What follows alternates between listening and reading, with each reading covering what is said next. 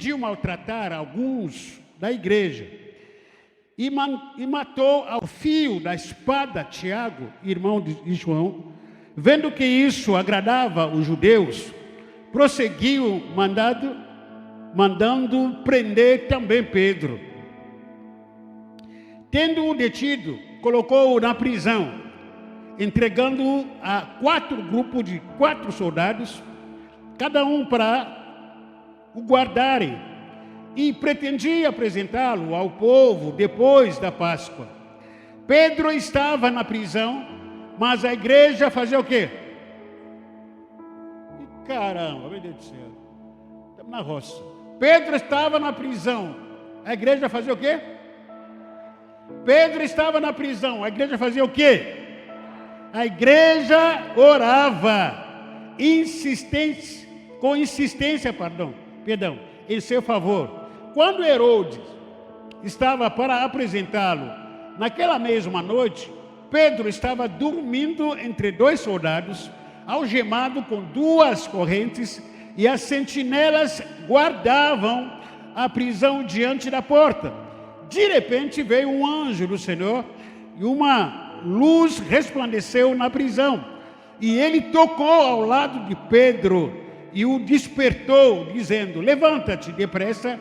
E as algemas caíram nos seus pulsos. E o anjo ainda lhe disse: coloca as tuas roupas e calça as sandálias. E ele assim o fez. E disse-lhe mais: põe a tua capa e segue-me. Ao sair, Pedro o seguiu, sem compreender que o que estava acontecendo por meio de um anjo era real, pois pensava tratar-se de uma visão. Depois de passar pela primeira e segunda sentinela, chegaram à porta de ferro que dá para a cidade, que se abriu sozinho para eles. E saindo, desceram numa rua, e logo o anjo se afastou dele. Então, caindo em si, Pedro disse: agora sei que de fato o Senhor enviou o seu anjo e me livrou da mão de Herodes, de toda a expectativa do povo de judeu. Depois de refletir nessas coisas, dirigiu-se à casa de Maria, mãe de João, também chamado Marcos, onde muitas pessoas estavam reunidas e oravam. Quando ele bateu na porta ou no portão do pátio, uma criada chamada Rode saiu para atender. Reconhecendo a voz de Pedro, não abriu o portão por causa da alegria, mas correndo para dentro, anunciou que Pedro estava do lado de fora do portão. E eles disseram: está louca. E ela, porém, insistia. Mas eles diziam, é o anjo dele. Pedro, porém, continuava a bater. E quando abriram, eles o viram e ficaram espantados. Amém? Santo Espírito, muito obrigado. Privilégio para servir ao Senhor. Privilégio para estar aqui conosco, para andar conosco, para habitar em nós, morar em nossos corações.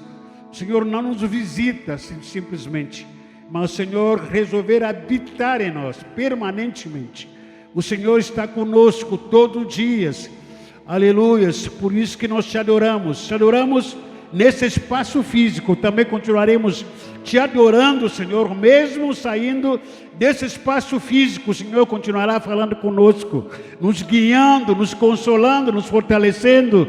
O Senhor se revelando a nós, trazendo conhecimento, trazendo testificação, trazendo discernimento, trazendo cura, trazendo verdade e justiça em nossas vidas. Obrigado nesse momento, Senhor Deus amado, pela Tua palavra. A Tua palavra, Senhor da glória, é justiça. A Tua palavra é verdade. A Tua palavra cura. A Tua palavra sara, restaura, fortalece. A Tua palavra, Senhor da glória, é única que nos salva. Obrigado, Senhor, por esse momento, em nome de Jesus. Amém. Amém. Pode se sentar, obrigado. Conquistando força para o resgate.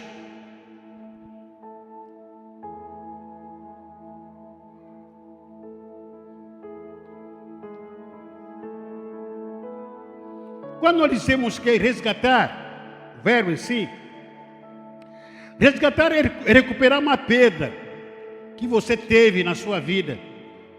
E essa perda pode ser algum bem, ou alguma pessoa, ou alguns valores. E quando nós perdemos, até a expressão que os ladrões usam, né? Muitas vezes, quando quer roubar você, perdeu. E perdeu mesmo. Aquela sensação de frustração, quando você perde algo de valor, quando você perde algum bem, quando você perde alguma conquista na sua vida, aquela sensação de que, poxa vida, é agora, como é que vai ser a minha vida? Conquistar, ou melhor, resgatar, é quando você perde algo ou alguém que ainda está vivo. Porque aquele que morreu, uma pessoa que está morta já, é só Deus que sabe, pode ressuscitar, logicamente pode. Mas às vezes a gente perde o quê? A gente perde pessoas como um amigo, o marido que saiu de casa, o namorado, uma noiva, o noivo, uma pessoa que andava com a gente, mas de repente virou, está morando agora na rua, não está mais com a gente. A gente perde uma pessoa que convivia com a gente. Entristece, porque a gente começa a perceber o convívio com aquela pessoa, o convívio da gente com aquela pessoa mudou. E a gente precisa lutar para resgatar e essa perca. E quando você perde algo ou alguém que ainda é vivo, você não pode se acomodar. Não pode se acomodar. Não pode. Infelizmente há esse sentimento em nós, a sensação, não, se eu perder esse celular, o meu celular aqui, se eu perder ele em algum lugar, aí tem aquela sensação, não, amanhã eu vou comprar outro. Não é esse sentimento que dá em nós? Se alguém roubar esse celular, Deus o livre, ninguém rouba, está amarrado. Aquele sentimento, não, amanhã eu compro outro. Se perder algum carro, amanhã eu compro outro. Aquele sentimento, se perder alguma coisa, algum bem, sempre a gente pensa da seguinte maneira, não, vai ser substituível. Eu compro outro, consigo outro. Se perder, por exemplo, um namorado, não, tanto faz. Amanhã procuro outro namorado. Se perder uma namorada, não, tanto faz. Amanhã tem tanto para ir, vou achar outra.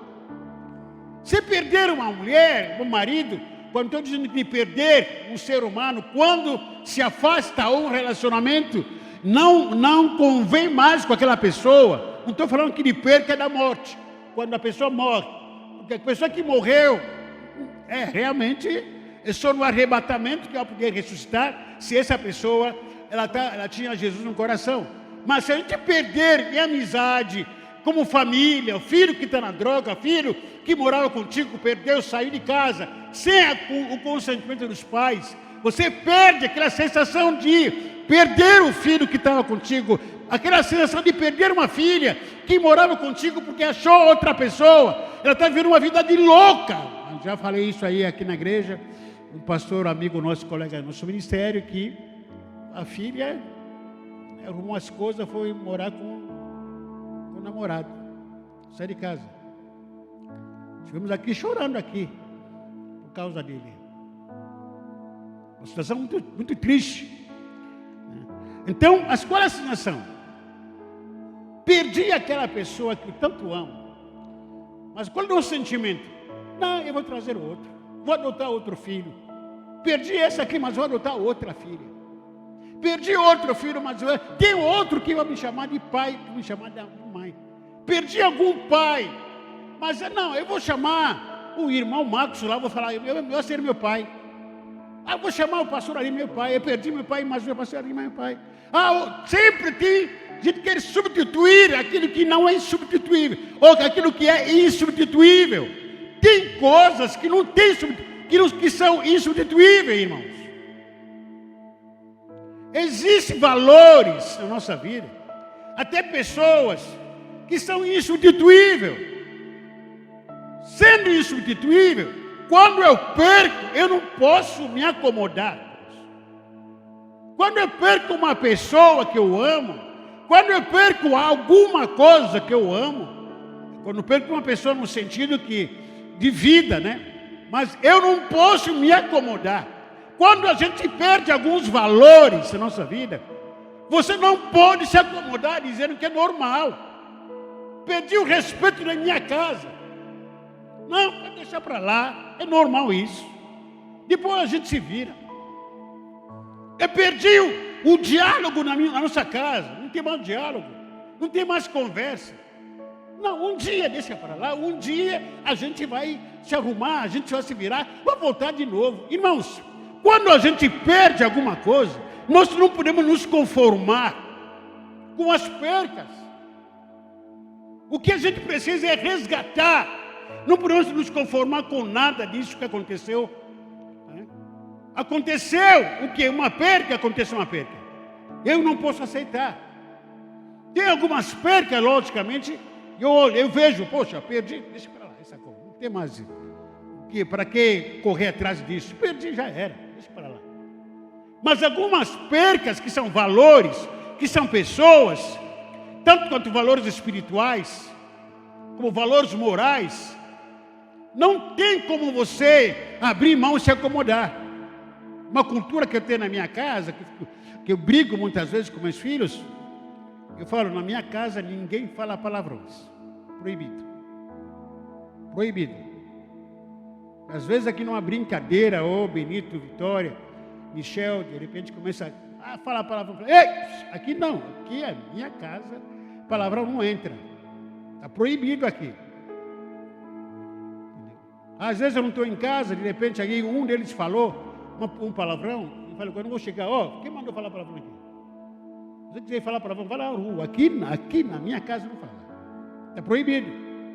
Não falo, eu não falo palavrão. Quem ensinou isso? Então são valores que a gente quer ter em casa. O marido que perde o respeito em casa, acha que a gente é normal. E assim mesmo, sou discriminado. Uma mulher que não é amada mais em casa. Não é amada pelos filhos, pelo marido. É discriminada, não é respeitada.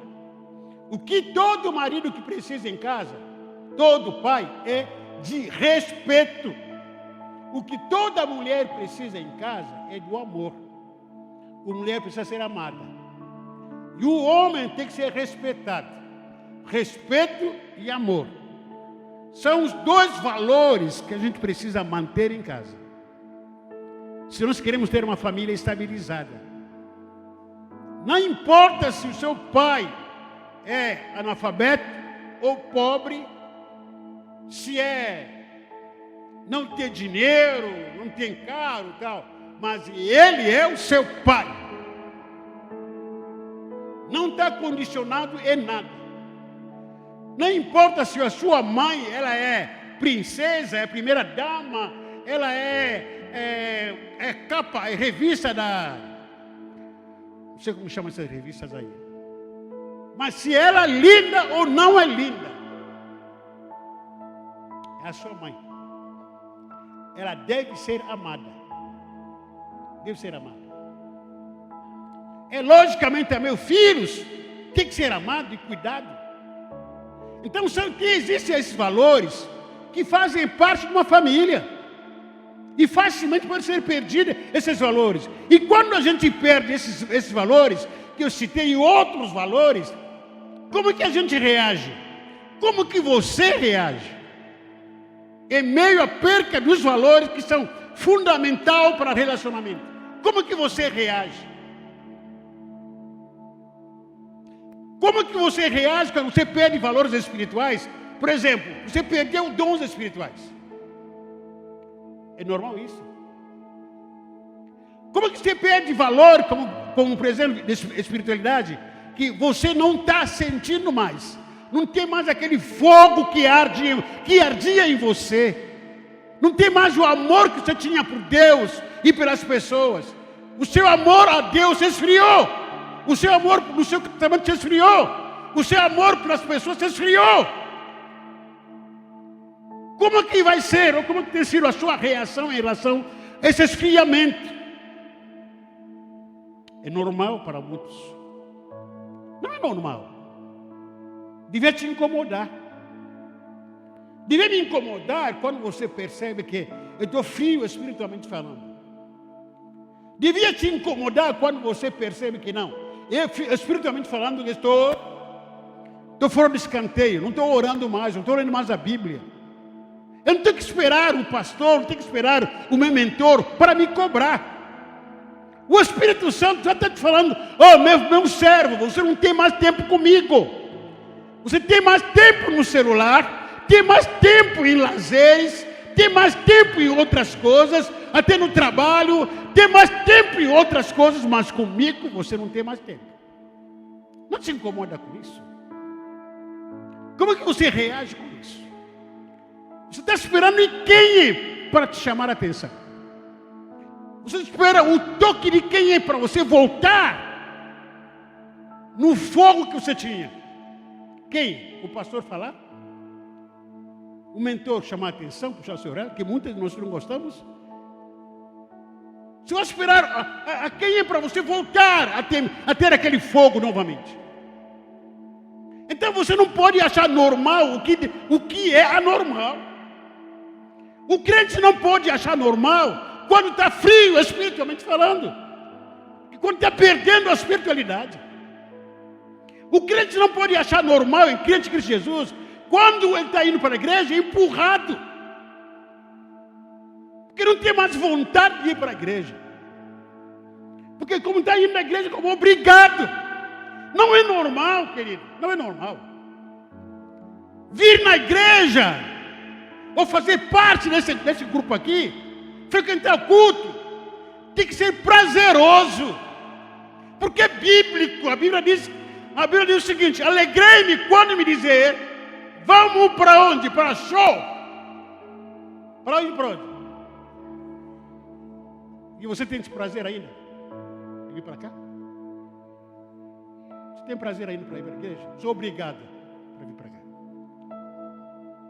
Quando você começa a perceber dentro de você que está sendo obrigado para vir para a igreja, é porque tem coisas erradas. E você não pode se acomodar nesse erro. Não pode se acomodar nesse erro. Não estou dizendo isso aqui porque sou pastor.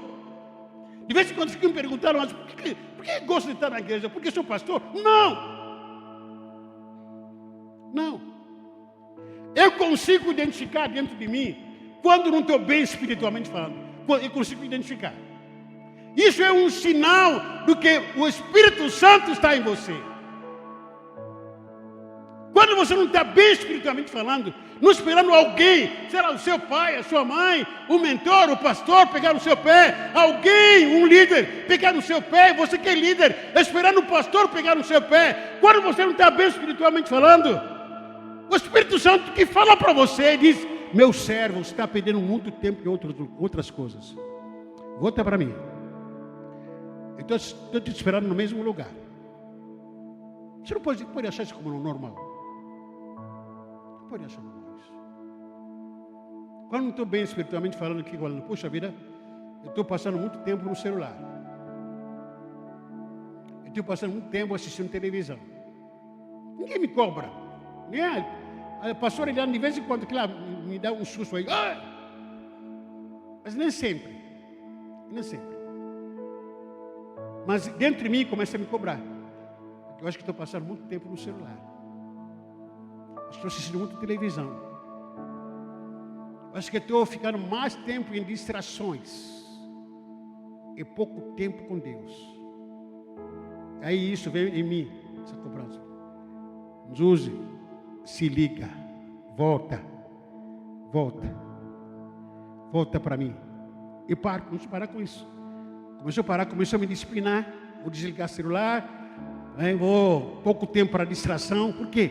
Eu quero voltar, não posso me conformar com estagnação espiritual. Eu não posso me conformar com estagnação ministerial. Eu não posso me conformar, e você também não pode se conformar com estagnação de valores morais na sua casa, achando que está tudo ótimo, está tudo bom, de jeito que está. Não está bom coisa nenhuma, poderia ser melhor. O diabo disse para você que está bom, continua assim, anda desse jeito que está bom desse jeito. O que Deus espera de mim, o que Deus quer de você, o que é? Seja melhor, a excelência. essa atitude, essa reação, que me incomoda em muitas vidas, até para muitas ovelhas. Me incomoda olhar para alguns irmãos e dizer: pastor, eu estou chateado, estou desanimado. E daí, está fazendo o que desanimado? Não tem mais força para nada. Te pergunto, mas daí, vai fazer o quê? Não tem mais força para nada. Quer morrer? Quer o quê na vida? O que nos sobra nesse momento é reagir. Não me conformar, não nos conformarmos. Eu preciso fazer alguma coisa na minha vida. Daqui a coceira. Eu não lê a Bíblia, meu Deus do céu, parece que está fazendo alguma coisa. Você disse que há alergia em mim, porque não li a Bíblia, porque não orei. Faz parte de nós, essa é a nossa prática. Tem situações e coisas que você consegue conquistar, por exemplo, quando você perde.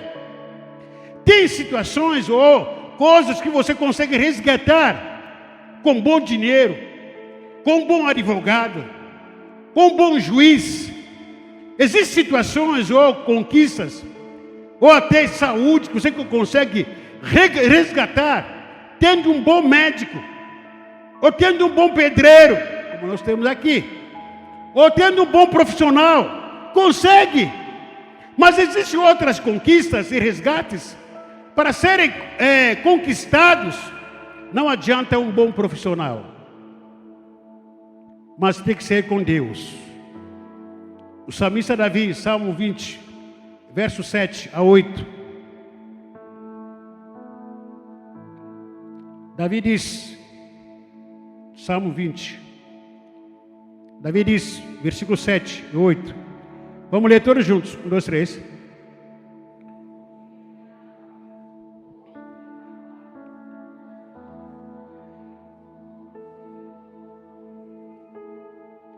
Uns confiam em carro, outros em cavalos, mas nós invocaremos o nome do Senhor, nosso Deus. Versículo 8 diz: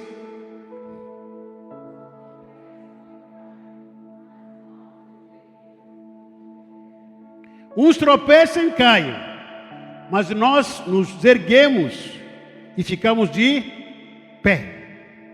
Zacarias capítulo 4, verso 6. Zacarias 4, verso 6.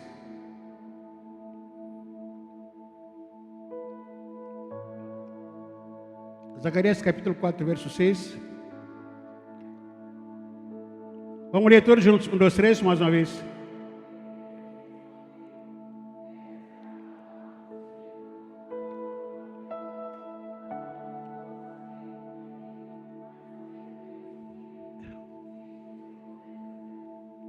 Então, como eu falei, existem alguns resgates, que você consegue com bom dinheiro, consegue. Existem algumas coisas que você precisa resgatar, consegue com bom profissional, consegue, sem problema nenhum. Existem alguns resgates que você precisa, que você precisa apenas se alimentar bem, sua saúde, vitamina, amém. Porém, existe muito mais que resgate de bens ou até de algumas situações adversas que você precisa. Existem resgates bem fortes, espirituais, porque nosso mundo não se limita só no físico. Nós temos um mundo espiritual no qual nós estamos envolvidos, que você não conhece esse mundo espiritual, mas é desse mundo espiritual você só pode resgatar com a força do Espírito Santo. Não adianta ter dinheiro, não adianta ter médico, não adianta ter especialista, um bom profissional, não adianta você gastar dinheiro, você falar e fazer um monte de coisa linda e bonita. Se não tiver com a força de Deus, não adianta. Versículo 5, capítulo 12 que nós lemos, de Atos. Pedro estava onde? Coloca para a gente aqui, capítulo 5, aliás, versículo 5, capítulo 12, versículo 5, por favor, de Atos. Pedro estava onde? Imagina Pedro, que andava com a gente. Alguém que andava contigo, na família. Seu filho, sua filha, seu marido. algo ou alguém de valor que andava contigo. Um bem que se tinha. A igreja aqui, no contexto, não vou demorar, não quer demorar, a gente quer orar mais nesse momento. De repente a igreja sofria perseguição. Não é de hoje que a igreja sofre perseguição. Na sua história, a igreja sempre foi perseguida. Na sua igreja, na sua história, desde a igreja, ela foi fundada, sempre foi perseguida. Não é hoje. Não é hoje. No meio dessa perseguição, alguns ficam, outros persistem, aguentam, ficam firmes. Um comentário que os pastores, hoje, todos os pastores, de uma forma geral, a gente tem se reunido, tanto quanto aqui na regional, com o ministério, como também com pastores de outros ministérios que a gente conhece, que são amigos, que um dos lamentos de todo mundo é que muita gente saiu fora da igreja com essa pandemia e não quer mais voltar à igreja. O pastor amigo meu contou a história. Pastor, não se preocupa com quem ficou, com quem sumiu. Sabe por quê? O povo de Israel, quando estava lá em Babilônia, e Deus falou para o povo de Israel que tinha que sair, depois de 70 anos, tinha que sair da Babilônia. Completou 70 anos. E a maioria saiu, mas alguns ficaram ainda em Babilônia. Não quiseram sair. Faz parte. Lamentável, acontece. Muita gente ficou por aí. Está em casa, estão por aí fazendo outras coisas, se drogando, voltaram no mundo, voltaram à prostituição. Não faltou o cuidado, não faltou mensagem, não faltou a atenção, não faltou a oração. Mas as pessoas tomaram a decisão que não querem mais saber de igreja. E nós que estamos cultuando somos loucos. Nós que estamos aqui somos burros demais. Para muita gente achar a gente aqui cultuando a Deus, nesse momento, nesses dias, é loucura. Mas indo em outros comércios, vivendo uma vida alheia por aí. Então a igreja sempre foi perseguida. Essa é uma das vezes que a igreja foi perseguida aqui em Atos capítulo 12. Quando Herodes começou a matar os crentes, prendia, mandava matar, prendia, mandava matar. E agora aqui nesse contexto não foi diferente. Prenderam o quê? Pedro foi preso. Imagina aqueles irmãos que estavam andando juntos, orando juntos, cultuando juntos todo dia, porque a igreja se reunia todo dia naquela época. Todo dia estavam juntos em comum, compartilhando junto. De repente, de uma hora para outra, Pedro sumiu. Cadê Pedro? Mas Pedro do céu? Não, foi preso. Ah, foi preso. Onde que está? O que eles fizeram? Procuraram um bom advogado, meu Deus do céu. Alguém tem uma grana aí, procurou um advogado. Não. Não sou contra advogado. Não, vamos revoltar porque o nosso irmão que estava aqui com a gente, ele é inocente. Que injustiça! Isso que eles fizeram. O que eles fizeram? O que eles fizeram? Está dormindo? Deixa o texto aqui, por favor. Pedro estava preso. O que eles fizeram? Os irmãos aqui, que estavam orando, eles estão dentro dessa visão que acabei de falar aqui. Eles perderam um amigo que estava juntos. Não se acomodaram. Não se conformaram. Poderia ter pensado, presta atenção, por favor. Já que Pedro foi preso, vamos consagrar outro aqui. Quem ficou aqui? Não é essa ideia? Não será tão fácil? Já que Pedro foi preso e não tem mais ninguém aqui para substituir ele, deixa ele morrer para lá. Vamos pegar outro aqui e vamos consagrar como apóstolo. Será tão fácil ou não? Mas isso que eles fizeram? Não. O que eles fizeram? O que eles fizeram?